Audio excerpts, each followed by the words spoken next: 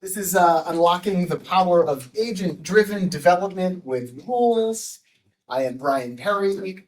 And one thing to note up front, this is rules as like a general AI concept, not specifically the Drupal rules module.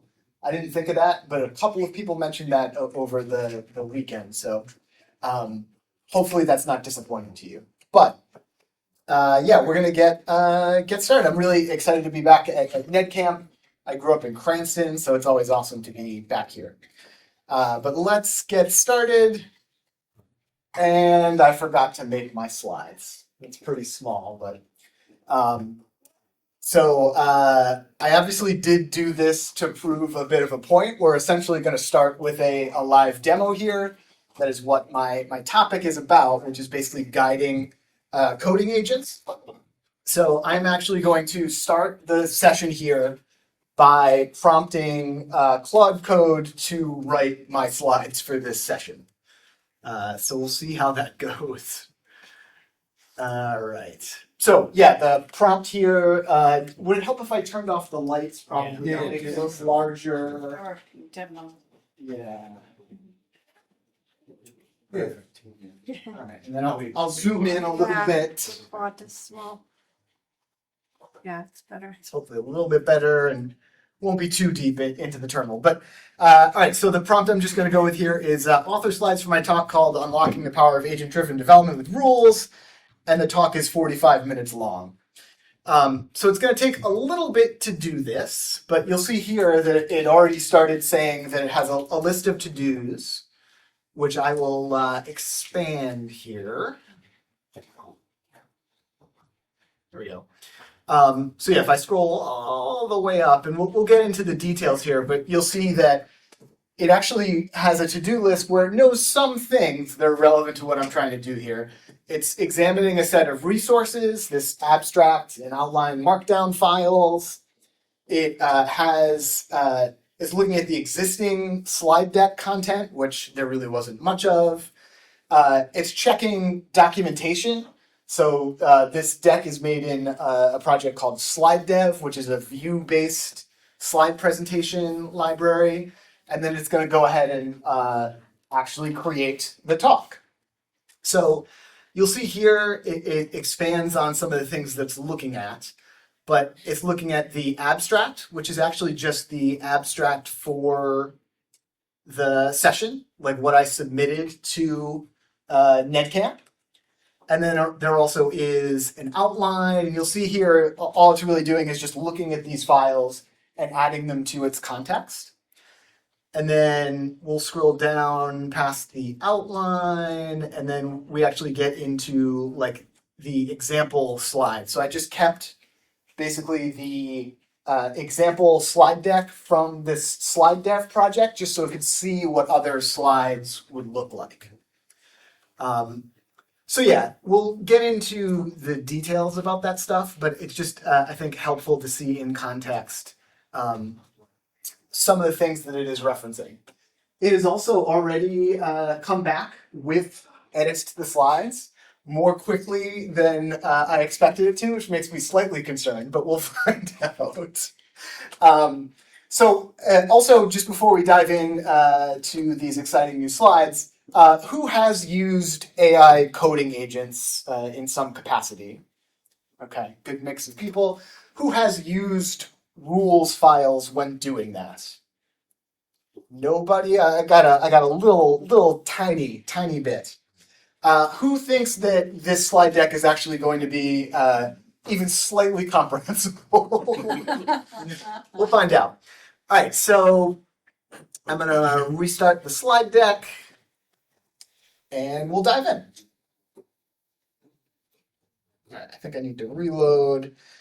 All right, unlocking the power of agent-driven development with rules, like we saw before, a 45-minute journey into making AI agents work for you. So this is me. We'll see how I guided it towards using some images, and we'll see if it has any other surprises here. But yeah, I'm a founding engineer at a company called Actual AI. I live in the Chicago suburbs, even though I grew up in Cranston. I love Nintendo. I'm currently playing still Donkey Kong Bonanza. I'm playing Hollow Knight Silk Song, which is great but incredibly hard. And also this game Ball Pit, which is like a roguelite combined with like Breakout, which is really, really awesome. And yeah, I'm on Blue Sky, and that's my GitHub handle. And also my site is brianperry.dev. And Claude Code is the co-author of this talk, as it wants to let you know. And I used ClaudeMD files, which we'll see examples of, to try to give the agent context and guide it so it could make slides that actually make sense. And the idea here is that, hopefully this is a reasonable proof of concept that using rules can provide some nice guardrails for coding agents, which I'm sure everyone has experienced them going off the rails as well. So, and this is actual AI. So we're building tools for engineering managers in the age of AI-driven software development. Specifically, finding ways to provide guardrails for AI agents, and we'll take a quick peek a little bit later at something relevant. But the problem is I'm sure that anybody who has tried using these agentic coding tools, you've definitely experienced unexpected output, things that didn't work, it going off in unexpected directions. And advice that I've heard is trying to think of these agents as a junior developer, which I think is, reasonable advice, especially if you step back and think of what, a junior developer really is and their skill set. And I'm glad to use this image. This was me. I think I was still in college at this point, but this is about around the time that I would have gone into being a junior developer. I wouldn't trust that guy with anything. And I also love that my spiked hair is about as tall as the big tower behind me there, so it's pretty similar.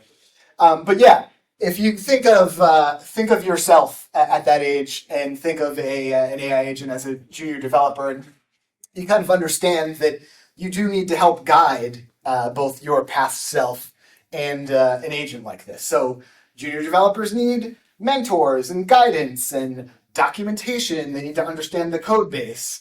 There needs to be some sort of guardrails for them, like a review process, peer review. And they're going to make mistakes. I certainly made mistakes at that point in my career. But, you learn by getting feedback on those mistakes. And yes, coding agents need the same thing if you want them to meet your expectations.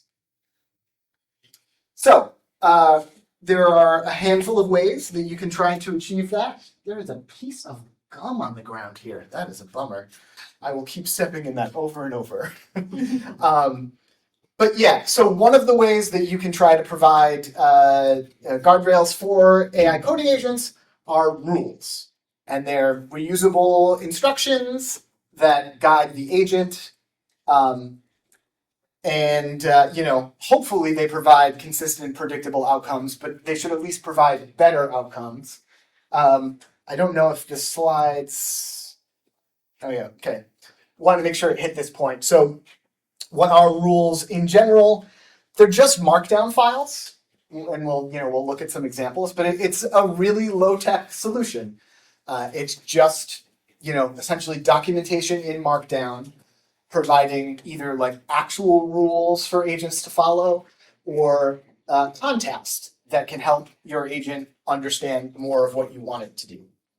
Just Markdown files. There's definitely some quirks and some things that are different about the expectations for those files for different coding tools, but just Markdown.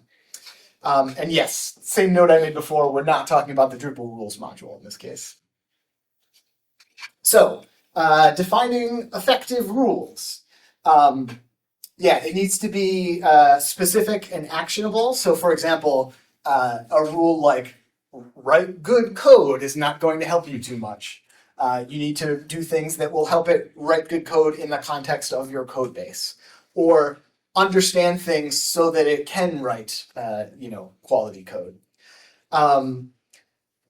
Examples can help. You probably don't want to have a rules file that is gigantic and massive, but as far as cases where you can provide concrete examples, that can definitely help.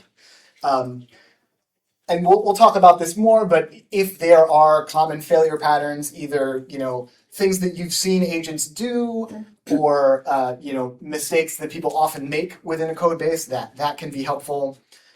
And making them discoverable, I mean, their existence kind of does that, but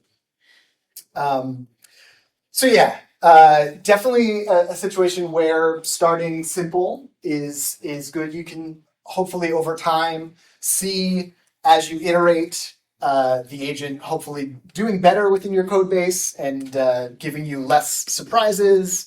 And another good thing about the fact that these are just markdown files in your code base is that they're version controlled as well. So these rules can evolve over time with changes to your code base and keep that kind of context. So, thankfully, these are just markdown files, so it's not maybe as complicated as it feels, but all of the different tools have slightly different takes on these rules files. So, for example, there's Cursor, which is a fork of VS Code that's an AI-driven IDE, and they've actually had a handful of different variations on this. So initially, they introduced this .cursor rules file where you would put these rules that technically was still markdown but didn't have a markdown file extension. And then they moved to, in that .cursor directory, a rules directory where you could put multiple files, and they had an MDC extension. I can't remember what MDC stands for, but it's like a markdown variant. So you could have, in that directory, multiple files for your different rules. We'll probably get to see an example of this too, but there also you can provide some metadata in those markdown files to scope them, or say, should you load this automatically, or should you load it only when I tell you to, things like that. But Cursor also supports an agents.md file, which I'm hopefully will also get to in a future slide. But that is a emerging common standard that all of these tools can use, rather than having all of these slightly different formats. Claude Code, which is what I use to generate the slides here, instead uses a Claude MD file. And then there are ways that you can make the rules context aware, and that really is just wherever you place it in your code base. So you can put a Claude MD file at the root, which you can think of higher level or more kind of global rules. But if you had, for example, a submodule in your code base, you could add a Claude MD file there that's specifically about that portion of the code base to give it, additional priority and context. And then Copilot, in case anyone is using GitHub Copilot, it also has its own formats, and I think these are, maybe it's because I use it less, but probably the most confusing of the variants, in that you can have a Copilot instructions.md file at the top level in your .github directory. And then anywhere else in your code base, you can use something with an instructions.md extension. And you can name it whatever you want. But those are more context-specific rules, but you can place them anywhere. And then agents.md is a emerging cross-tool standard that hopefully more and more of these tools will adopt.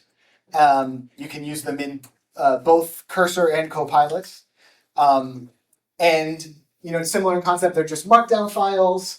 And you can scope them to particular directories. So if you could have one at the top level, and then, like I used as an example before, put it inside of a module directory to have it specific to that module.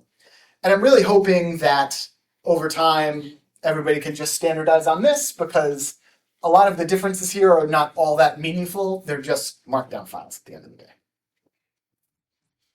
So now we can go into some examples that specifically I made to making this talk at the beginning of this talk possible. So the very first thing that I started with was something really high level. So it just said that it's a slide presentation, and we're building a presentation-ready slide deck, not just an outline.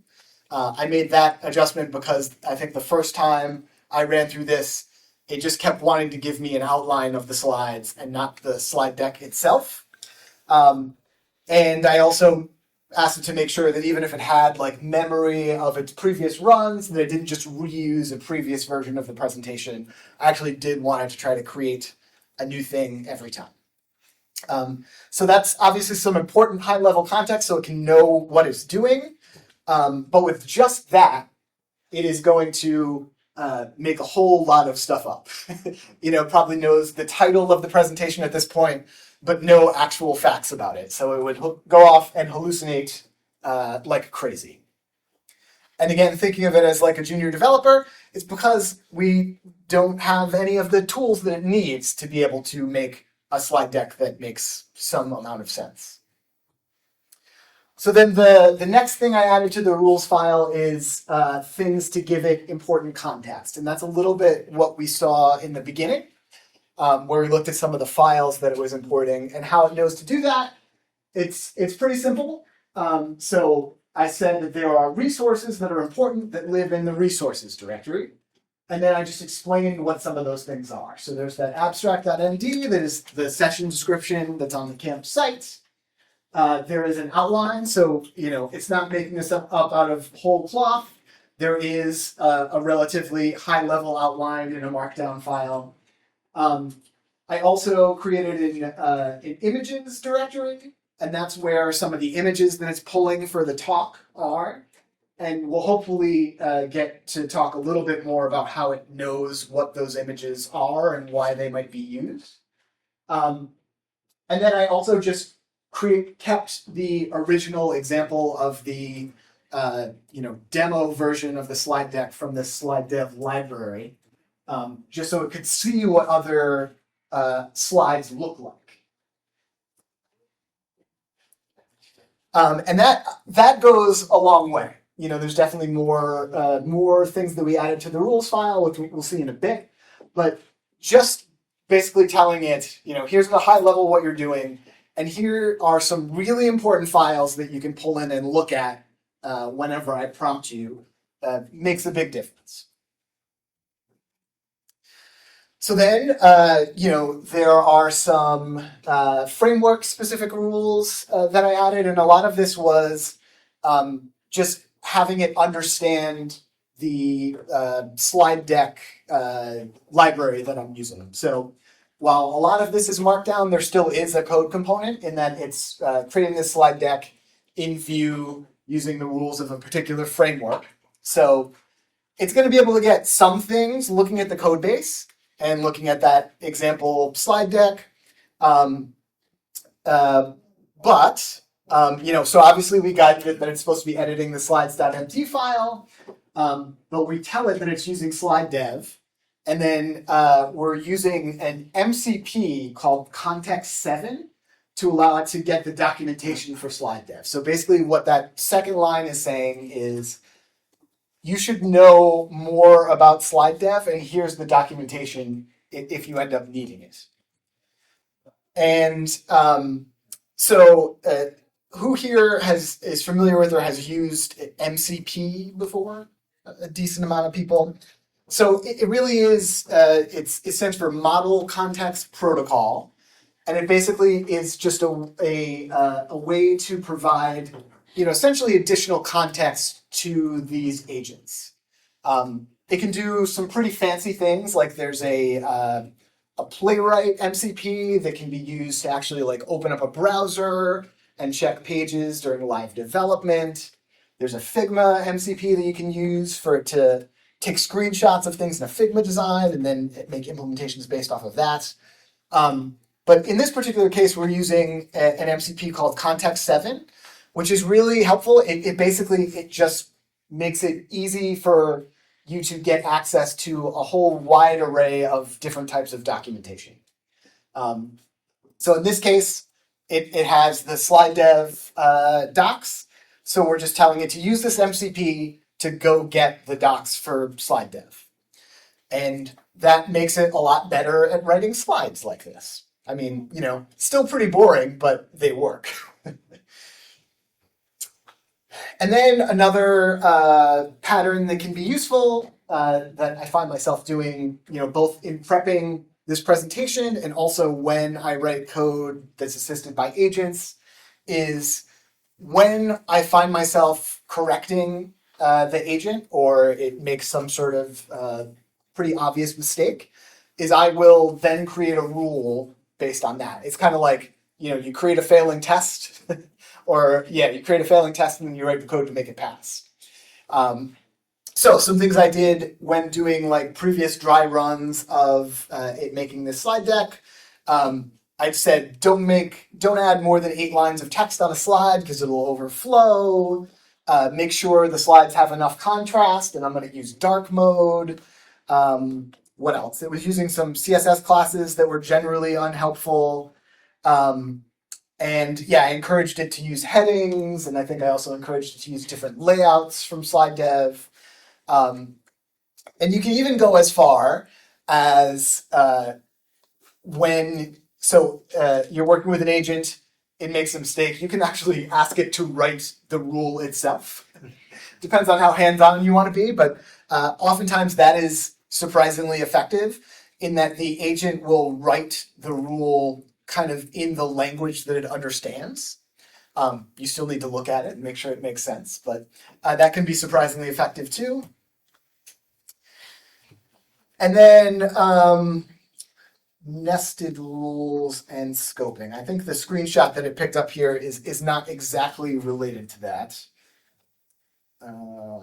Okay, so I guess ignore the image on this one. I'll explain what that means in a second. So I talked about a few cases where you can nest rules inside subdirectories or give them location-specific context. And that's what I actually did with the images. So in resources, there's an images directory. And then I added a Claude MD file specifically in there. And I said, these are images that you can use in the slide presentation. And I just gave some hints for some of the images there. There's one of me as a junior developer. That's how it knew to include that on that slide. One for my bio, one for actual AI. I also did try putting like a miscellaneous images subdirectory and give it a hint there. For whatever reason, that hasn't been really successful. I haven't been using those images. And then there's also this one, which it clearly doesn't have the right context for. But since this image is here, it might show up later in talking about some tips and tricks. But if we think that like a lot of the stuff that we've talked about so far is just really trying to provide additional context to these agents. Another thing that you can think of is, are there things that I can actually commit to my code base to provide it with more context? So one thing that I did here, I don't believe I really used it or trained it on this data, but basically every dry run of the talk that I did just to go through and develop the rules for this, I just saved the result in version control. So it has, the slides that it created, in cases where it developed a plan that's included there. So, you could also use that to have it understand the history of what it did, what worked well, what didn't. Basically, if it's not in your code base and you're not doing something to give it access to, it probably just doesn't know about it. All right, yeah, miscellaneous tips and tricks, and this might cover some of that, but yeah, like I said, if the agent can't see it, it might just make it up.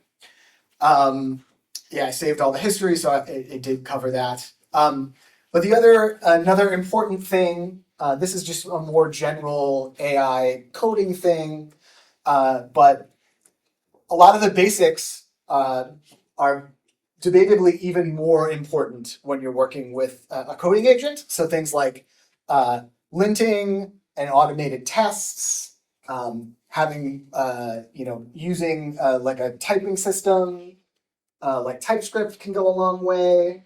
Having clear documentation, like if you can have after changes are made, there be automated tests to validate that nothing else broke. That can make a big difference. And if it can always run linting, for example, to make sure it's following coding standards, that's going to go a long way. And then under the community resources here, if thinking from the Drupal perspective, so a lot of this is very general, AI agent development stuff that we're talking about here. But there is a cursor directory site that does have an example cursor rules file for Drupal. I looked at it. Your mileage may vary depending on what you're using Drupal for, but that might be worth checking out. Just an example of like what a rules file for Drupal projects could be. And then maybe, you want to take that and adjust it to your particular needs. All right, so I do want to, we have a little bit of time, so I do want to show some demos of a few things. Interesting tools that kind of use these rule-driven workflows. There's quite a lot that can be done with just these simple markdown files. So there are a handful of different projects that do this, but there's one called backlog.md that I've used for some side projects. And it's basically a tool for basically managing your backlog in your code base and in version control. Again, from the perspective of that, if that's in your code base, then these agents can have access to all of that information. So I will actually just jump over to a little demo of what that could look like, just so you can get an idea of like what some of the possibilities are here. So first off, if you install this in your project, it allows you to create a Kanban board based on the tasks that you've added to your repository. So that's just kind of nice in general. And we'll go with this example of supporting video content here. So there's a UI where you can add a task, but we'll actually just go into Cursor here. And so the project itself that we're working with is like think of like a read later app, like an Instapaper or a Pocket, if anybody has used that. I've been experimenting with building one of those on the side. So you'll see here that in the code base itself, we have this backlog directory, and we actually have markdown files that have some of these tasks that we saw there. I think I want to undo that because I'm going to prompt it again. Let's see here. I didn't do all my cleanup.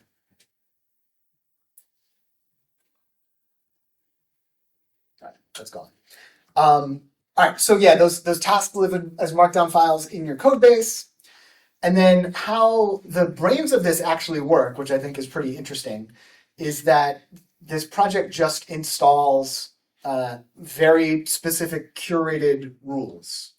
So under this backlog.md guidelines here, see if we can see it here, there's just a very well-defined set of rules for how this backlog.md system works.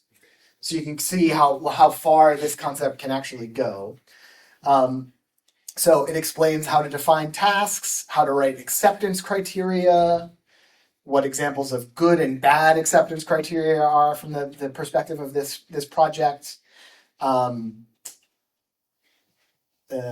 Good definitions for tasks, and I think it gets down into how to write implementation plans.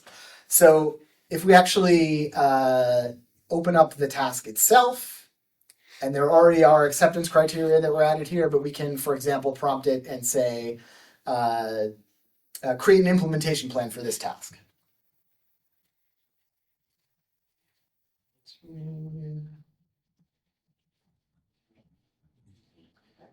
and it happens to know it's task 17. But so I have that file open, so it knows the task. This is to add support for saving videos in the application. But it looks at the task file. It obviously has the context of the code base. It has all those rules that are defined for this backlog.md project. And then it's going to go ahead and in a moment complete its detailed implementation plan here, which we can see now. So now it's built an implementation plan here. It has a particular library that it's suggesting that we use, a package. It outlines what this YouTube parser tool would be, along with a schema, etc. So that's pretty cool, and then you can get a better idea for what the agent is actually going to do, and you can go in and correct this implementation plan if you want. And then obviously the end result here is that you would have it implemented. So after it's made this plan, if we like it, we can say implement this plan. And we're obviously not going to sit here while it does all that. But it has the to-do list that it's outlined, and it's going to go through every step of the implementation here. And depending on what you're doing, maybe it makes more sense to actually have it break this down into smaller pieces. Maybe you could ask it to create tasks for each of those steps in the process, so you can do them individually rather than trying to do it in one big shot here. But it's pretty cool. And then because you have all of your tasks in your code base and in version control, you can even do things like this. So Cursor has a way to do this, to run an agent in the background. OpenAI's coding agent is Codex, and they have a web UI.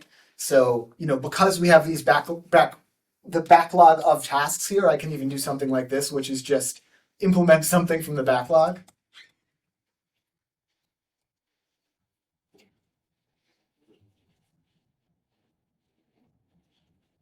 And the backlog has items in the backlog have a priority and all that stuff. So theoretically, it's going to look. Won't let me click that. No GitHub connection. Looks like I'm locked out here, but you get the idea. It will look at the backlog, find a task, and then ideally it'll pick up something that has an implementation plan. It will go through, create that in the background, and create a PR that you can review. So. Again, with all of this, you'll find varying levels of success with, tasks that are independently run in the background. But for small, well-defined things, it can do really well. And then also sometimes I find that it's just really useful as a starting point for me. If I see obvious errors in what it's done, maybe fixing that is easier than having to go through that process myself. Let's see. And then the other thing, so that there's that backlog MD project, and there's a handful of other kind of similar projects. But I'll undo this. Yeah. A lot of the agentic coding tools also are starting to add this concept themselves. So in Cursor here, I can use the agent, but also there's a plan mode as well. So I could say implement the ability to save videos.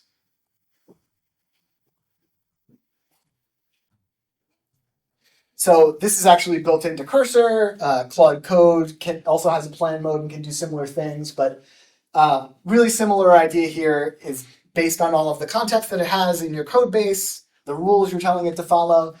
Instead of just going off and trying to start writing code, it's going to create a plan for you that also just ends up in a markdown file that outlines the implementation. So we can view that plan here on the side, and it gives us the opportunity to change it as we see fit.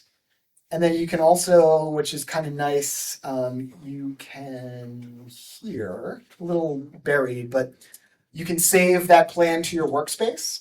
So even if it doesn't make sense for you to implement it right now, in this cursor plans directory, you have a record of the plans that you've created before and could later say, go implement this plan for adding video support. So yeah, that's cursor plan mode. And it's just fascinating that all of this stuff is, at the end of the day, obviously with these powerful agents, but all just driven by a bunch of markdown files. Let's see, what else? Oh yeah, so also I will keep the promotion light here, but again, these are still just similar ways to try to provide guardrails for these agents so that we can trust their work and keep them in line. But at Actual AI, a new set of features that we've recently been rolling out is around identifying architectural decisions in your code base. So this is our ADR management UI, and you can import repositories into the tool, and then we'll analyze them and suggest things that we've identified as architectural decisions that have happened in your code base. And here we can see that you can provide scope to them, so what repository it's related to, where in the code base it's happening, and then provide detail for what those decisions are, including like specific policies. So we identify them in your code base. You can also just add your own as well, and you get to approve and deny any of those suggestions. And then what we do with that information is we can propose a pull request here. We have the ability, we already have a PR that's been created, but we just add rules into your code base that agents can understand based on those architectural decisions. And then in the future, if there's a pull request that happens to violate one of those things, it'll be identified on the PR, explain how that conflicts with one of your rules, and then at least that's brought to your attention, and you can determine if you want to do something about it, if you want to update your rules based on that. So again, just tools to try to help keep these powerful agents in line. All right, so we have just a little bit of time left, coming up on time here, but let's see what its ideas of key takeaways are from this talk. Rules are the key to effective agent-driven development. I mean, there are definitely other things that you can do to try to make this sort of development workflow, successful for you. But I do find that rules can be really helpful, and it usually requires a pretty low level of investment to just start creating a rules file in a markdown file, and can go a long way. And also I find that not as many people spend enough time on defining rules as I would expect when they're doing agent-driven development. And they wonder why, the agent isn't doing what they want it to. It's because they didn't tell it. So yeah, just start simple. Create a file, add a few basic rules, and evaluate it. See if it has any impact on the usefulness of your coding agent. The different tools have slightly different variations of this rules file, but at the end of the day, it's just a markdown file. And yeah, it is definitely helpful to keep in your mind and think of these agents as junior developers. Maybe they'll change over time and you don't have to think of them at that level, and you can think of yourself as a senior developer, but you definitely have to think of these tools as things that are not magic and do provide guidance, but there are things that you can do to hopefully give it more of the guidance that it needs. And yeah, if big takeaway for me is that if an agent gets it wrong, rather than just closing cursor forever, try writing a rule and see if things get better. Maybe it will, maybe it won't. Maybe changing your model will also have an effect, but it can be very, very helpful in these workflows. And we have some time for questions if anybody has any. I will turn the lights on, so get ready for that.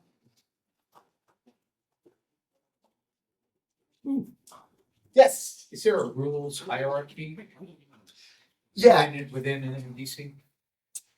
So it depends a little bit on the tool, but for a lot of them, the hierarchy is based on where it lives in your code base.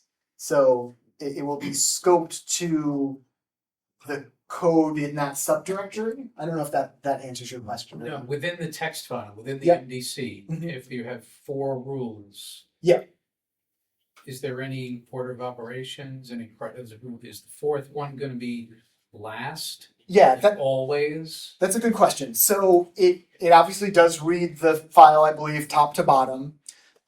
So theoretically, that has some sort of impact. A lot of these agents have what's called a context window, which is basically like how big their brain is, and it can only fit so much. And then when it goes past that context window, it's basically just going to start dumping things out and forgetting things. Some of them will try to compact it, but within one file, that probably doesn't matter. And if you have a file that large, you probably shouldn't go that crazy. The only other thing that I can think of is that because they're markdown files, you can use headings, like a regular markdown file, and I would expect it to treat, an H1 with a slightly higher priority than an H5, but that's all I know. Thank you. Cool. Any other questions, comments, fun things? Yes. If I was looking to say, like, I would never want Cursor to interact with a production database through any command line tools. Is this the right way to set up those rules? Like, never run these commands, or is there a better way to do that? Yeah. So the question was if I wanted Cursor to never do this specific thing, like drop my production database. That wasn't exactly what he said, but yeah. Yeah. Writing rules would definitely be a good idea. There are also, for something like Cursor, there are stricter guardrails as well. So whenever it tries to run a command, it will ask you if it can. And you can say, I'll let you do it this one time. I'll always let you run this command. So like, for example, if it's like running like ls in a directory, that's fine. You can do that. But if it's pushing a database migration, no, you always need to prompt me for that. Yeah. Okay. Yes. What's the workflow after you write your rules, you generate your work product with AI, and you want to do a quality check to see if the rules have been met? Yeah. So I don't have a super formal process for that. In the world of AI, they call those evals, which, I mean, that's what they are. But that general process with trying to evaluate the effectiveness of an agent or rules are evals.